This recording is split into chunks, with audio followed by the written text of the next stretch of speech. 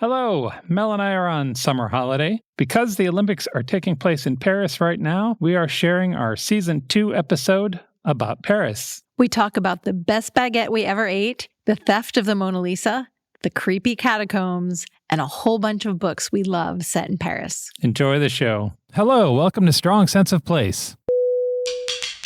In each episode, we focus on one destination and discuss what makes it different from any other place on Earth. Then we recommend 5 books we loved that took us there on the page. I'm Melissa Joelwan. I'm David Humphreys. We're going around the world, one great read at a time. Thanks for joining us.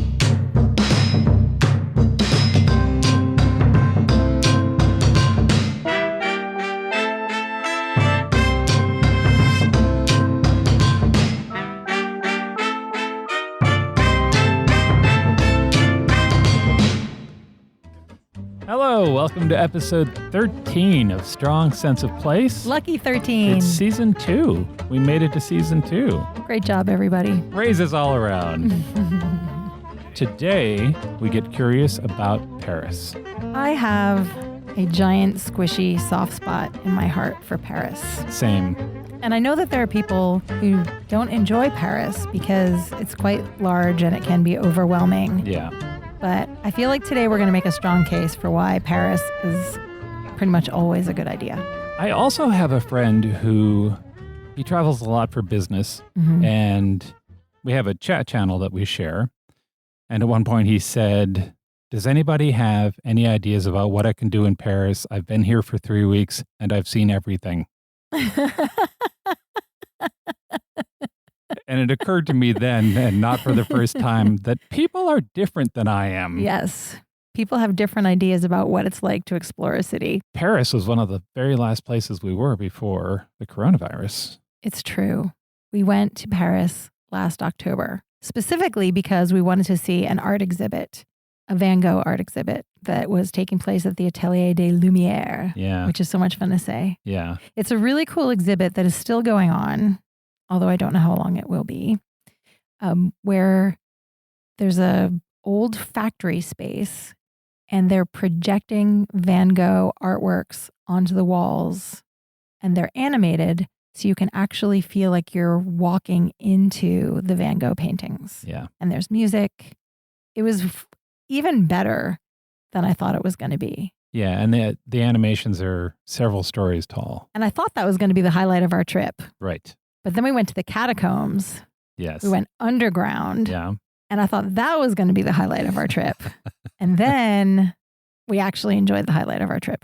Which was? We went to a bakery that actually breaks kind of one of the fundamental rules that I have heard about bakeries in Paris, which is baguette, croissant, and pastries are never made in the same bakery. Those are 3 distinct baking skills, and you should not have those things from the same place. Right.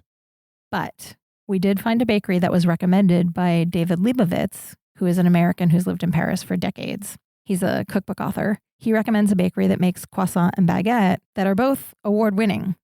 And we started with delicious café crème, just coffee with cream. And we had a croissant. And then we decided we should have a baguette too. Yeah. So I asked the guy, do you have... Adorable 20-year-old French boy. Sort of cinematically perfect, right? Yes. He was like the male Amelie. Yeah. And I said, do you have this baguette? And he said, well, they're in the oven. Can you wait for 5 minutes? And the answer was, yes, of course I can wait for 5 minutes. We saw them bring a basket from the back room into the front sales counter with all these baguette. And then he just slid it into the paper sleeve in front of us. And the heat coming through the paper made it hard to hold. That's how hot it was. We walked out into that neighborhood and ate that baguette as we were walking. It is a moment that I will remember on my deathbed. It was fantastic. It was so good. It was just crunchy and chewy, and the air was crisp and cool because it was October. And we came on this little square that looked like a movie set. It was so perfectly French. Yeah. And I don't know, it took us maybe 20 minutes to eat that baguette, and it was hot all the way to the end. That square had like a little church and a little theater and A bars. market. Yeah. Trees. I expected Gene Kelly to appear. And I feel like that story for me kind of highlights one of the things I love about Paris, which is, of course, there's incredible art and history and architecture, and you can pay to have these incredible cultural experiences. But for me, some of my favorite moments are always when we're just walking around, enjoying the fresh air and the really beautiful quality of the light in Paris, and just kind of soaking in the vibe of the city. And that doesn't cost you anything. Do you want to do the 101? I do. Bring us all up to date on where this fancy Paris place you're talking about is? This little hidden gem of Paris. First, a disclaimer. In this episode, we are concentrating on Paris, but we are well aware there are a lot of wonderful things in France outside of Paris. Yes. So for everyone who's wondering, we will get to the rest of France eventually. As you may or may not know, our goal is to get to every country in the world and every state in the United States at some point. And for places like France, which have an outstanding city and a bunch of other things to do, we'll probably be revisiting those places multiple times. Yeah. So fear not, we will get to Provence. Okay. I am pretty sure our audience knows this, but we're just going to quickly cover the basics just in case. Okay. Paris is the capital of France. What? It's located in the northern part of the country, but almost exactly in the middle going west to east. So it's right in the middle, but north.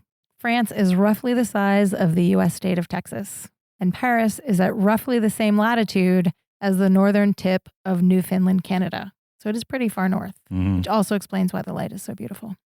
One more orientation fact. Paris is about half the size of Brooklyn. Really? Yeah.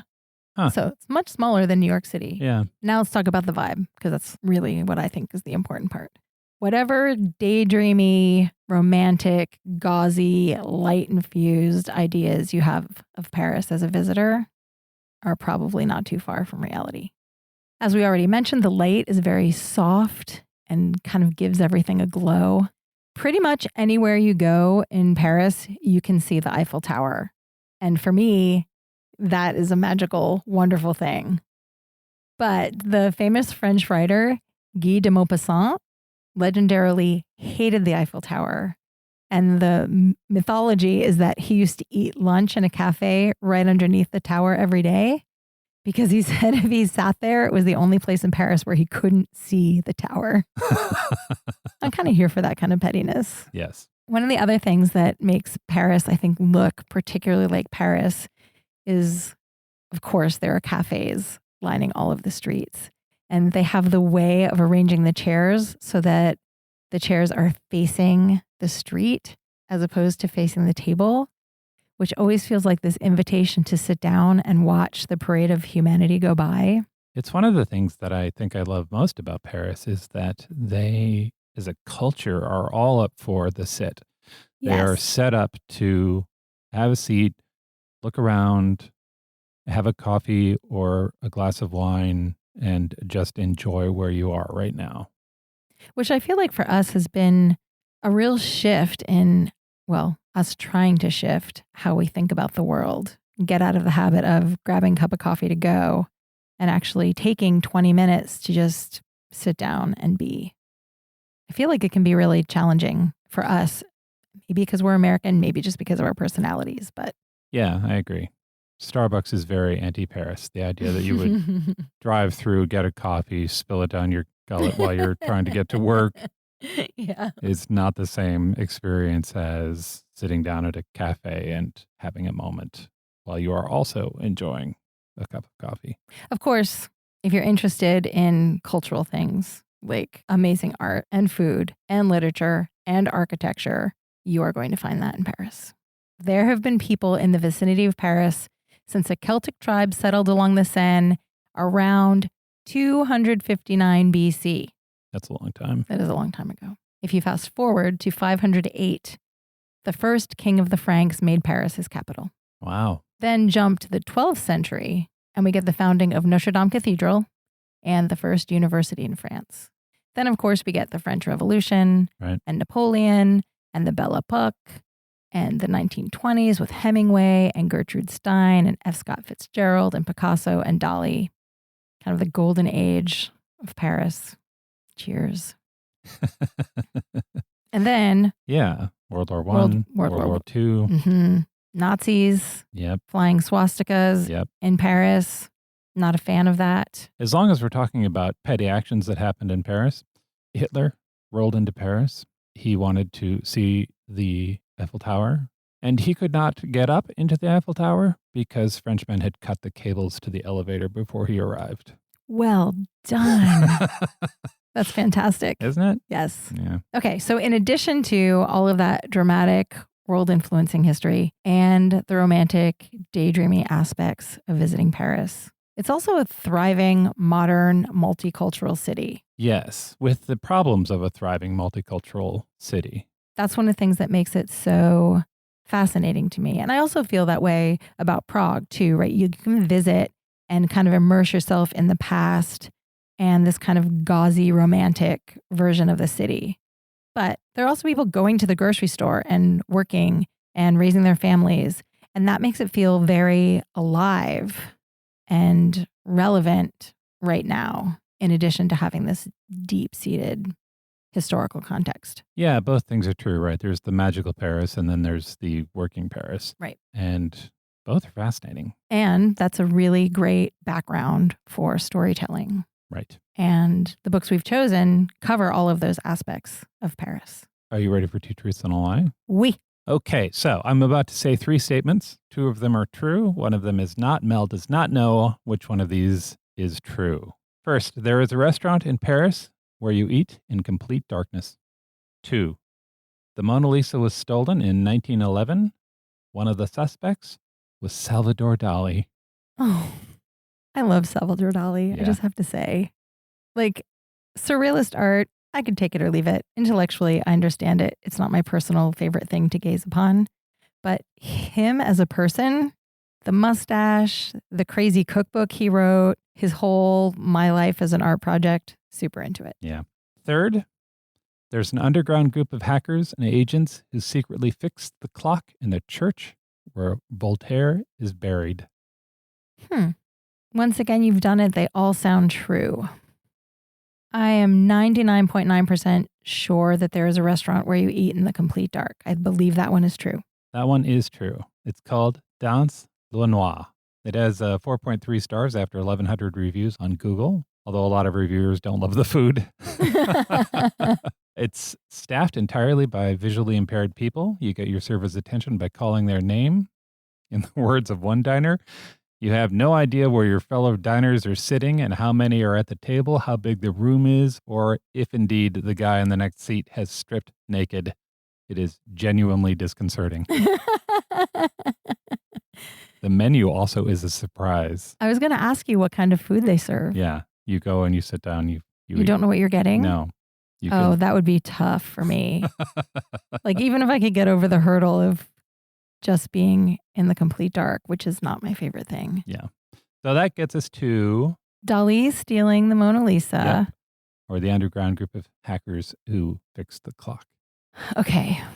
I'm going to say that someone stole the Mona Lisa, but I don't think it was Dali. That is correct.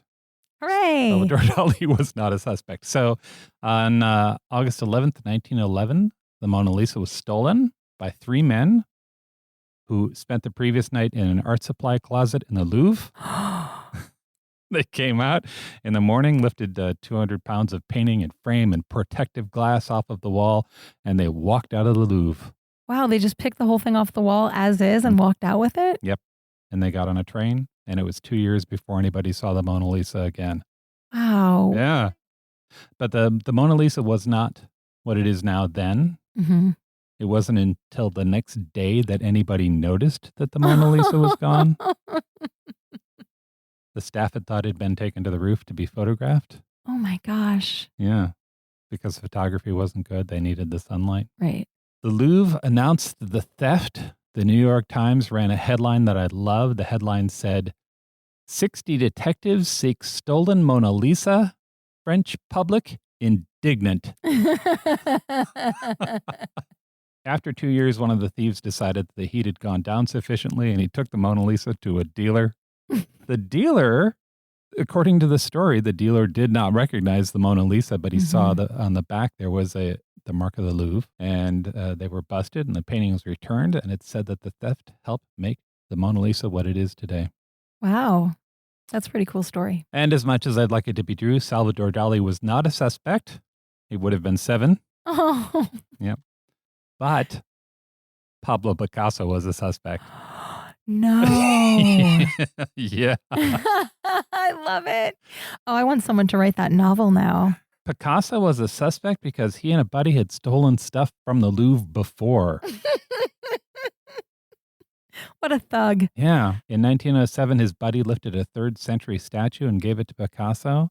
A couple of years later, Picasso returned the favor. Another buddy, a 3rd buddy, ratted them out to the cops.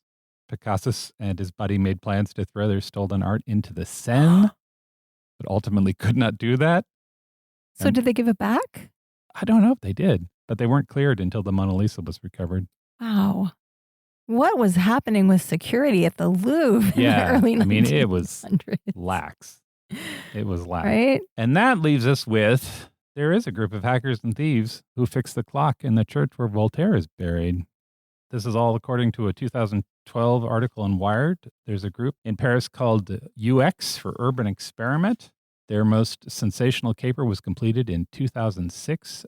They spent months infiltrating the Pantheon, which is a monument that houses the remains of France's most sort of cherished citizens. 8 restorers built their own secret workshop in a storeroom, which they wired for electricity and internet access and outfitted with armchairs and tools, a fridge, and a hot plate. And they stayed there for a year. And in the Pantheon? Yeah. They would undetected. They'd sneak in. What is happening with security in Paris? During the course of the year, they painstakingly restored the Pantheon's 19th century clock. The clock hadn't chimed since the 60s. And then one day in 2006, it rang for the first time on the hour, the half hour, and the quarter hour. Wow. Yeah. That's amazing. Okay, so the management, not amused. Oh, I'm sure. I'm sure that instead of being filled with gratitude, there was a lot of WTF going on. Well, okay, so the director of the Pantheon went so far as to hire a clockmaker to restore the clock to its previous condition by sabotaging it. The clockmaker refused to do more than sort of disengage a part, the escape wheel. UX slipped in and stole that part from them and are said to be safekeeping it now in hope that someday a more enlightened administration will return. I feel like all of the Two Truths and a Lie today need novels written about them. So if anyone is listening and is a budding novelist, could you please get on that for me? Thank you. UX claims to have conducted 15 other such covert restorations, all in Paris. So their intentions are good, or are they just mischief makers? Or both? They're both mischief makers, but they have good intentions. Right? I love it. They get in and... I need a TV series. They're the same people. Remember when we went to the catacombs and there was that story of a group who had been in there and set up a movie theater? Yes, yes. That's the same group. I love them. Do you think they wear black turtlenecks and black berets? I can only hope. And occasionally bandit masks. And maybe when the women smoke cigarettes, they have them in long cigarette holders. There's a comic series called Bandette, which I really love. Oh, yeah, I read one of those. Yeah. And so cute. Yeah. And I'm thinking that Bandette is a member of UX. Definitely. That's all I got. That's Two Truths and a Lie. Do you want to talk about books? I always want to talk about books. Yes. My first book is Vintage 1954 by Antoine Lorraine. It is translated from the French by Emily Boyce and Jane Aitken. I feel like it's really important to mention the translators because the translations of his books are beautiful. Translation is such an art. I love to plug the people who do it. Yeah. So if I was going to conjure the perfect book to represent romantic, whimsical Paris, daydreamy Paris, the Paris of movies like Amélie and Sabrina, it would be this book. The story starts in 2017 in an apartment in Paris. Oh, very recent. Yes, contemporary. There's a group of people, some of whom know each other and some of whom have just met. And they're sharing a vintage bottle of Beaujolais wine from 1954. So imagine the scene. Beautiful apartment with high ceilings, windows looking out over the city. There's a gothy antiques dealer. There's an American named Bob. from Milwaukee. Bob from Milwaukee. Bob from Milwaukee. Okay. And he's visiting Paris for a very personal and poignant reason. So Bob might have some hidden depths. Okay. There's a cocktail mixologist who is really into creating new cocktails. And he makes a cocktail that actually is pretty important to the plot. And then there's the host, who is a very, very Frenchman. He is not super comfortable socializing. And now he's got all of these people in his apartment sharing this really, really important bottle of wine. And then something magical happens, although they don't know it at the time. Okay. The wine flows, the conversation is rolling along. And by the end of the evening, they all part ways and they're all feeling very content and warm and glowy. And the next morning when they wake up, they are in 1950s Paris. Wow. Yeah. What do they do about that? Well, I'm glad you asked. As they're trying to figure out exactly what has happened, because now their cell phones aren't working, they go to the metro stop where they usually go and realize that things look different. And why do the light posts look like that? There's the dawning realization. Yeah. How long would it take you to realize that you are in 1954 if you just woke up one morning? And that's kind of a comical part of the novel because they're all so entrenched in their routines that it takes them a little while to notice that things aren't functioning the way they're supposed to. Because you would look at your phone and be like, oh, I don't know. I guess it's just not working right now. Right. Yeah. And Bob has never been there before. So it takes him a while to realize things aren't functioning the way they're supposed to. The phone suggests that some elements of your life went back with you too. Yeah. I mean, they have their stuff. Yeah. As they are trying to sort out just what is happening, they're visiting all of the Paris landmarks that you would want to see on a trip to Paris. So they go to Harry's Bar, which is a very famous cocktail bar. Of course, they go to the Eiffel Tower and the Louvre.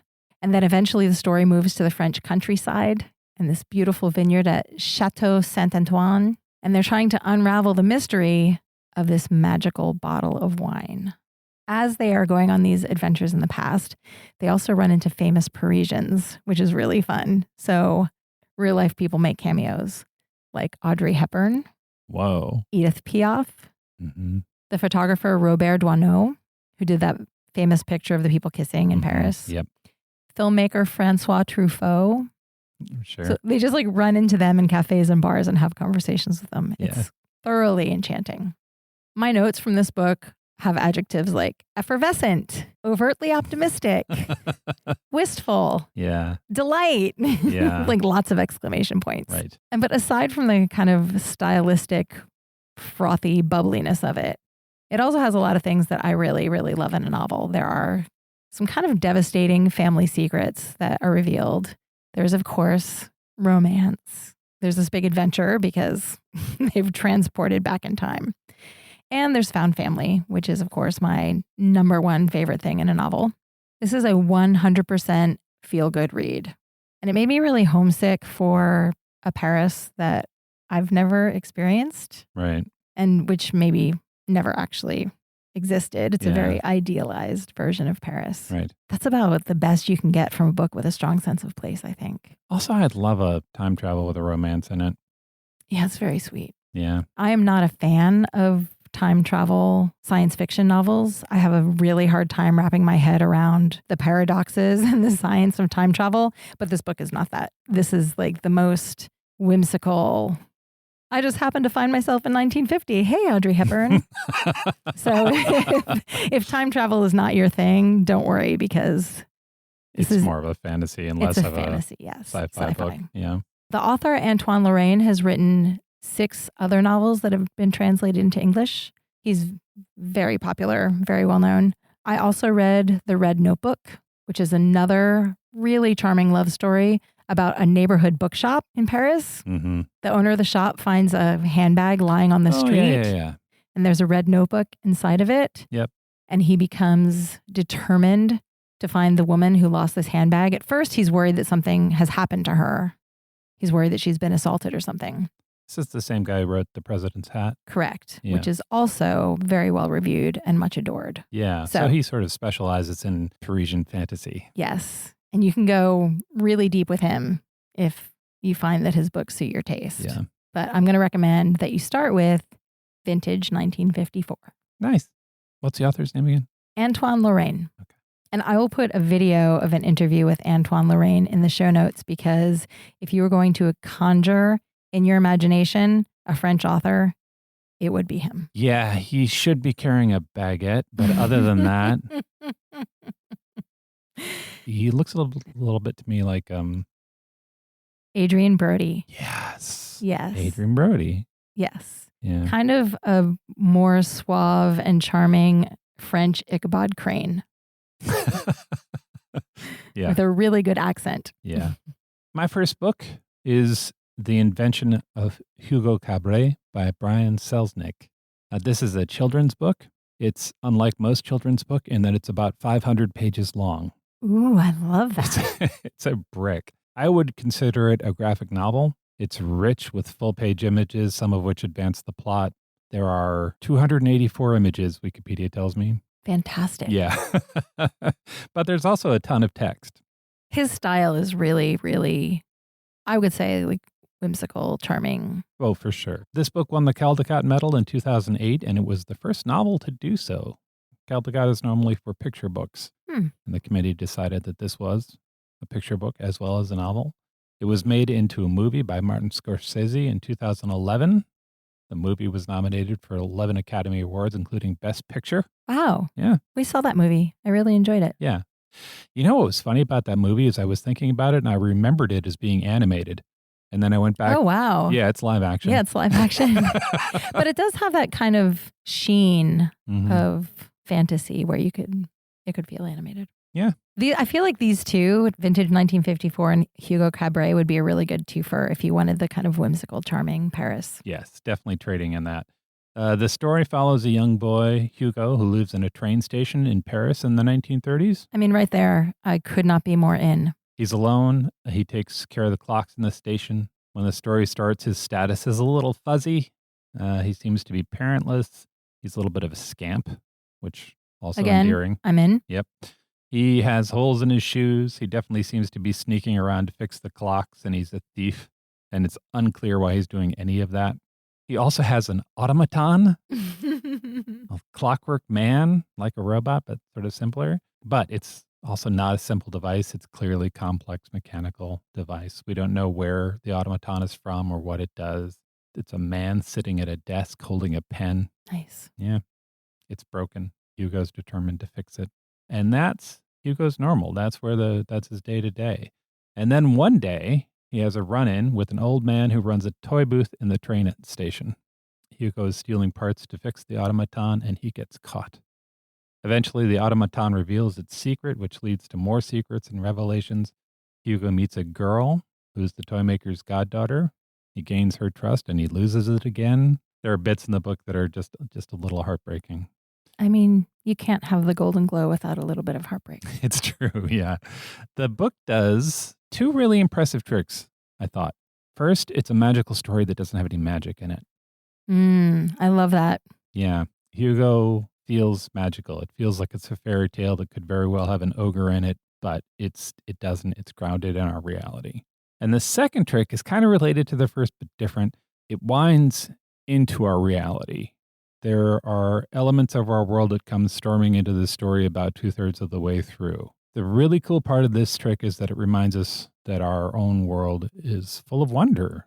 The climax of this book is how magical our own world is, Yeah. which I just adore. That's so great. Yeah, I mean, that's my favorite kind of fantasy, which is pointing out the magic that can be found in the real world. Yeah. Or superimposing a sheen of fantasy on top of the real world. Yeah. As opposed to creating something from whole cloth. Yeah. Because the world is magical. Look at the Eiffel Tower, for heaven's sake. Yeah. Yeah. The end result of this book to me is that the book feels a lot like Paris, which is why I picked it for the show. That Paris feels magical, even though it's really not. Mm-hmm. Yeah. It's a city. It has unexpected and delightful elements, but there are elements that are firmly grounded in our own world. It's a really good trick, this book. That's The Invention of Hugo Cabret by Brian Selznick. My second book is a complete departure from the mood of our first two recommendations. Okay. This book is called The Godmother by Hannelore Kerr, translated by Stephanie Smee. And this is a contemporary crime novel. Oh, okay. It's short. It's only about 218 pages, so it goes really quickly. But it's like concentrated detergent. It's super powerful. It's the little book that could. It's awesome. So our heroine is named Patience Portefeuille. She's 53 years old, and she is an interpreter for the Ministry of Justice. Her specialty is listening to tapes from wiretaps and translating from Arabic to French. And most of the conversations that she's listening to are between drug dealers from North Africa. Oh, okay. Although she works for the police, Patience is starting to extend her empathy towards the crooks. Listening to them for hours on end has humanized them. Yeah. And she knows what it's like to be in some tough spots. Her husband died recently, and she's now become solely responsible for her elderly mother, who is in a care facility, and for her own adult daughters. So she's now like a single mom with a lot of responsibility. So all of these circumstances lead Patience to make a shocking, life-changing decision. And from there, we're just like off to the races. Right. I don't think it's giving anything away to say that there's a reason this novel is called The Godmother. There are hints in the title of what might be happening. Yeah. Okay, so things I love about this book. Yeah. This is not the Paris of vintage 1954 or Hugo Cabret. Mm. This is a gritty, crime-riddled, urban destination, which is also an aspect of Paris that we have to acknowledge. Like, Paris is a large, thriving metropolis. Right. The suburbs are very different than the arrondissement with the Eiffel Tower in it. Paris is home to more than 2 million people. They are not all going to be elegant ladies in little black dresses with a glass of wine. The second largest ethnic group in France, after French people, are people of Arab origin. So this is a big part of the population. Yeah. But this is really interesting. Ethnic statistics are forbidden in France. Really? So there are no official figures about what the actual demographics of the Arabic population are. Huh. Yeah. But we know from the news that relationships between the Arab population and the French population are not always smooth. Yeah. Rocky, even. So that's one of the things that I really liked about this book. It's another facet to what life in Paris is like. The second thing to love about this book is that Patience is just an awesome character. She's this 53-year-old woman who has not taken anybody's crap. I wanted to be her. I wanted to have her as my best friend.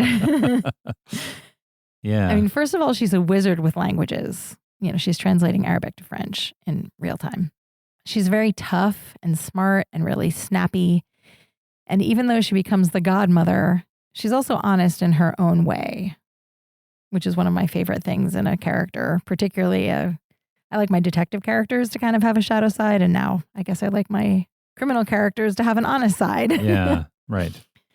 She's super likable, even though she does some really dodgy things, because she has really good reasons for doing them, which I'm not going to give away. Right. She also kind of struts into what's traditionally a man's world and takes control of it.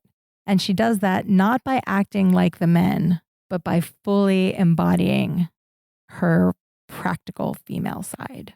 Aside from the really thrilling caper aspects of this story, it's also a really sharp examination of societal issues that are happening right now. How modern Western culture cares or doesn't care for the elderly, and who we kind of put in charge of taking care of our elderly people in these facilities. What it's like to be an immigrant in Western culture. The sidelining of women of a certain age. Mm-hmm. We don't stop being interesting people once we get past 50. Yeah. But all of those things are tackled like really deftly. So you're not getting pounded over the head with it. It's all kind of integral to this story that's really a page turner. And it's also a really moving look at what people are willing to do for their families. That's ultimately her motivation for all of the things that she does. Okay, one final thing I want to say about this book. The translation by Stephanie Smee is fantastic, and I'm not the only one who thinks so. The novel was the winner of the European Crime Fiction Prize and the Grand Prix de Littérature Policière, which is the most prestigious prize for crime fiction in France. And it also inspired the movie Mama Weed. So if you're looking for a book in translation because you're trying to read more translated books, this is a great one. Very accessible, super page turner. It's short, it's punchy, it's a fun story, it's got some feelings in it. That is The Godmother by Hannah Laura Kerr. It sounds packed. Like, how do you get all that stuff into 220 pages? I told you, it's concentrated like superpowered detergent. Yeah, you did.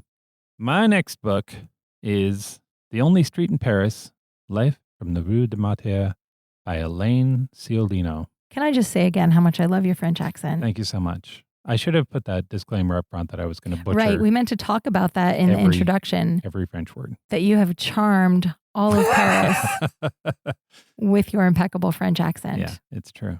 Well, listen to me smug over here. Like my accent is so much better. The Only Street in Paris, the author, Elaine Ciolino, is the former Paris bureau chief for the New York Times and also a chevalier for the French Legion of Honor. So she might know what she's talking She about. might know what she's talking about. She could probably help us with our French accent. She's been covering Paris for almost 20 years. This is a book about one street. It's her neighborhood. It's almost the perfect nonfiction strong sense of place book. Ciolino spends about 300 pages describing her favorite street in Paris. We get descriptions of its people and its food and its history, the architecture, the sights. She is thorough. And it's engaging, as you might expect from the former Paris bureau chief for the New York Times. She is a good writer. Huh. Yep. Shocking. Yep. And she's also really good with people. Ooh, I mean, that's a rare combination. It is a rare combination, yeah. She seems to know everybody on her street, and she describes them in ways that makes you want to get to know them. The book's written in a series of vignettes. For instance, there's a chapter that follows a man giving a tour on the street. It's one of the first chapters, and I thought it was a really super clever way of doing that. She establishes the neighborhood by following around another guy and that's so cool. Yeah, talking about what he's talking about. I also really love to do that. I love when you're visiting a foreign city and you come up on a tour group and you can kind of hang on the fringe of it and hear what the tour guide is saying. Yeah, it's like that. There's another about ghosts in the neighborhood. Ooh, that sounds good too. When she's at her best, which is frequently, she manages to describe the community vibrantly while she's maybe telling you about something else. Mm-hmm. That's a really good trick. Maybe the third chapter in the book is about the tragedy of the local fishmonger closing. It gives a real sense of the community, and for me, it really punched up why the French are the same and also different from people I've known. I'm going to read about a page of it. The setup is there's a family-run fishmonger, a fish shop, La Poissonnerie Bleue, that has announced that it's going to close at the end of the month. The author is describing a local woman's reaction. To any customer willing to listen, she said, "This is going to kill the bottom of the Rue de Martyrs. This is a little village. Parents bring their kids here to teach them about food." Her greatest fear was that a shoe store would move in. The more she talked, the darker her predictions. If there's no fish shop, the neighborhood is dead. Everyone had an opinion about what could happen next, and all of the opinions were negative. Maybe the Carrefour supermarket next door would break down the walls and expand. Maybe yet another cheese shop or bakery would take over. No one had much hope that another fishmonger would move in. "Where will we go for fish?" one customer lamented. "Picard?" Picard is a national all-frozen food supermarket chain with an outlet around the corner. Its frozen red mullet is half the price of the fresh counterpart at La Poissonnerie Bleue, but Picard is viewed with disdain by traditional French cooks. The dirty little secret is that some Picard fish is pas mal, which in French doesn't mean not bad. It actually means pretty good, only no one was admitting that in this crisis. There was a smaller fresh fish store several blocks up the street, but for residents of the lower Rue de Martyrs, that was a world away. Too far, said Yves Chantanier, who runs a cheese shop with his wife at number 3 Rue de Martyrs. It might as well be New York. It wasn't only that. The distant shop offered less choice, was owned by a chain, and employed fishmongers who didn't bother to learn their clients' names or fish preferences. It was also up the hill, an incline that gets steeper as the street moves north toward Montmartre. "How will all the old grandmas get their fish?" asked Valérie Levine. "Since this is France, where people hold their government responsible for just about anything that goes wrong, Valerie insisted that City Hall should guarantee access to fresh fish. The authorities have an obligation to put a fish store here, a civic obligation, she said. She circulated a petition demanding a fishmonger. 200 people signed. That's awesome. Isn't that great? Yes. I love the idea that right to liberty, pursuit of happiness, and a fish store on your block. Where they know your people. Liberté, égalité, fraternité, Poisson. poisson. Yeah, right. And the idea that the fishmonger teaches your children about fish. Mm-hmm. It's an educational Yes. experience. It's an important educational experience. If you're going to be a well-rounded person, you need to understand the world of fish and how that fits into the world of cuisine and how cuisine fits into the rest of your life. How can I'm you signing the petition. How can you know yourself if you don't know what fish you enjoy? Truly. The book is fairly recent. It was published in 2015. You can use Google Map and walk the neighborhood that she's talking about. It's a love letter to a street in Paris. That sounds really, really good. I really enjoyed it. It's The Only Street in Paris, L'Œuf en la Rue de Martyrs by Elaine Ciolino. What's your last book? I've made it to my last book. But Yes. again, because I'm a cheater, I want to just mention one book before I get to my final book. Okay. In our Scotland episode, I recommended the book City of Ghosts by Victoria Schwab, Mhm. which is a YA novel about a precocious 12-year-old girl who can slip through the veil between this world and the other world, Yes. and whose best friend is a ghost. Yes. That was the first book in a series. The second book in the series is called Tunnel of Bones, and it's set in the Paris catacombs. Oh, lovely. And I actually read that book before we went to the catacombs. So we went in them. I was remembering scenes from the book, which Nice. is really fun. Yeah. These books are great. They are, on the surface, adventure stories about this 12-year-old girl and her best friend, the ghost. But they're really about friendship and loyalty and finding your place in the world. So they have like an emotional resonance, even though on the surface, they're just adventure stories. This one is great for Paris. They go to the catacombs. They go to Père Lachaise Cemetery, which is another one of my favorite places that we visited. The Eiffel Tower, of course. They're non-scary ghost stories. Yeah. Highly recommended. That is Tunnel of Bones by Victoria Schwab. Now on to my actual last book recommendation. Okay. This book is called Little by Edward Carey, and it's a fictionalized biography of Madame Tussaud, the woman who found the famous wax museum. Yeah. So this story actually begins in Switzerland in 1761, and then the action moves to Paris and eventually through the French Revolution in 1789. And we know the what from the outset, right? We know that this little girl is eventually going to grow up to be the famous Madame Tussaud. Mm-hmm. The story is all about the how and the why. This little orphan girl from Switzerland becomes the toast of London with her crazy wax figurines. So Maria is called Little, and she's called Little because she's tiny. And she's kind of she's a really wonderful heroine, especially at the beginning of the book when she's just a little girl. She reminded me a little bit of Jane Eyre. She's just kind of like raging against the injustices of her life and the way she's treated really unfairly and callously. She's just a little bundle of angry energy. I have a soft spot for that. I wonder why. She is sadly abandoned by her mother, and she's taken in by Dr. Philippe Curtius, who's a real person. He was a physician, and he specialized in making wax body parts for a teaching hospital. Oh, yeah. Mm-hmm. That's real life Yeah. fact. So he takes her in, and I feel like it's not quite an adoption because I feel like that kind of insinuates that there's some warm feelings of love and caring there. Right. That he doesn't really adopt her. He just sort of takes her in and cohabitates with her. As you might a cat. Yes. Okay. And she becomes his apprentice. This is where the tone of the book kind of starts to emerge for me. It's very macabre, but gleefully so.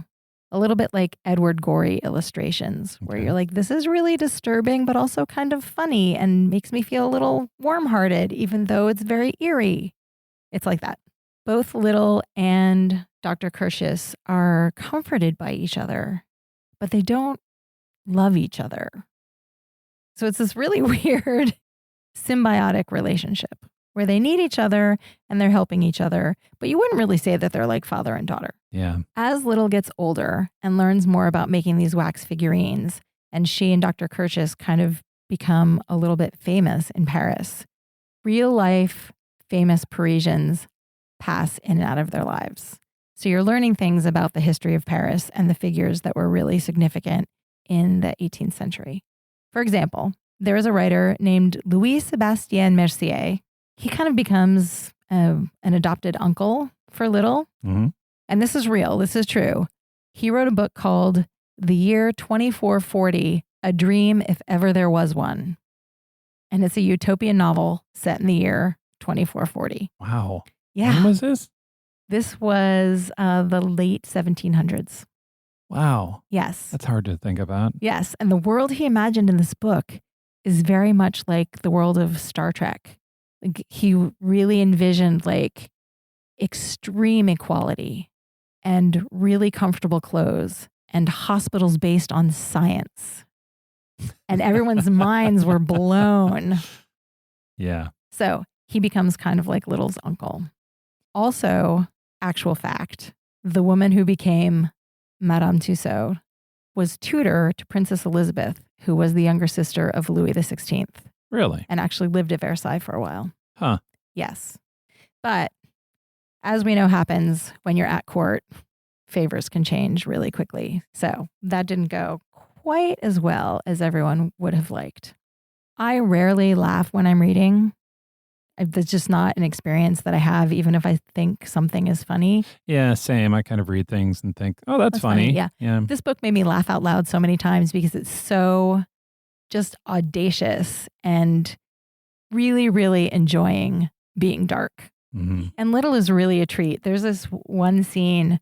So she and Dr. Curtius are moving from their original house into the monkey house. What's the monkey house? Like a zoo, but it was a house that had been filled with monkeys.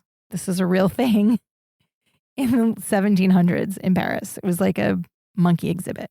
So there's a house in Paris that was filled with monkeys and people would pay money to go in and look at the monkeys. Correct. Uh-huh. And then the monkeys moved out, and Little and Dr. Curtius and their lab and her kind of adopted mother moved in. Can you imagine the cleaning that would be involved with Well, taking over the monkey house? And that is in the book. Like, the house is super disturbing. Yeah. It's really an upsetting house. It's cold, and she's like 10 or 11. Mm. So it's scary. Mm-hmm. It's dirty. There used to be scary monkeys in here. Mm. She doesn't like it. And at one point, everyone else goes out, and she's left alone in the house by herself.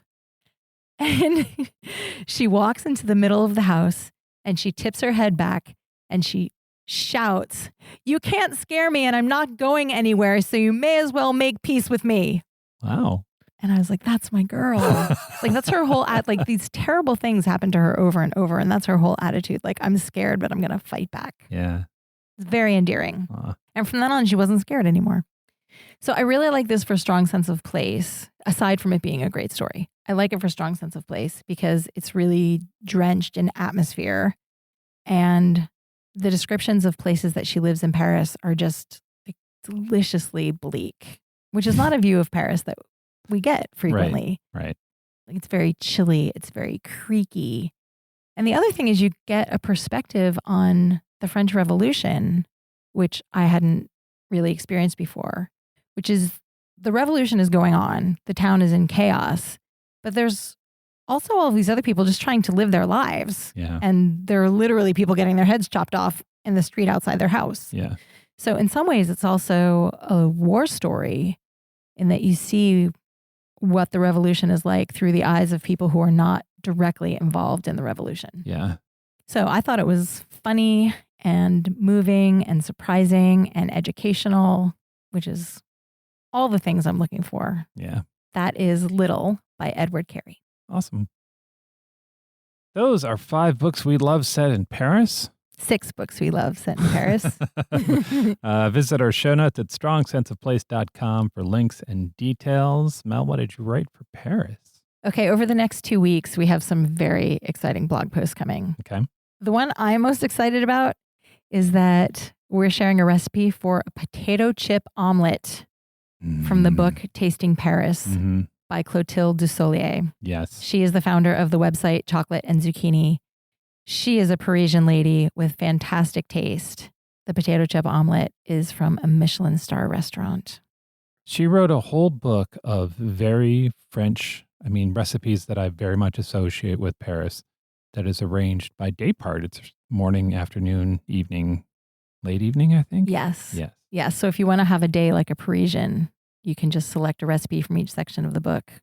Done. A lovely staycation idea. Yes.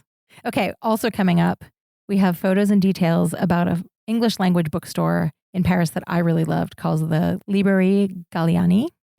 We have more books set in Paris because I think in my life I've read something like 30 books set in Paris. And that is all coming over the next 2 weeks at strongsenseofplace.com. Fantastic. Thank you for listening to Strong Sense of Place.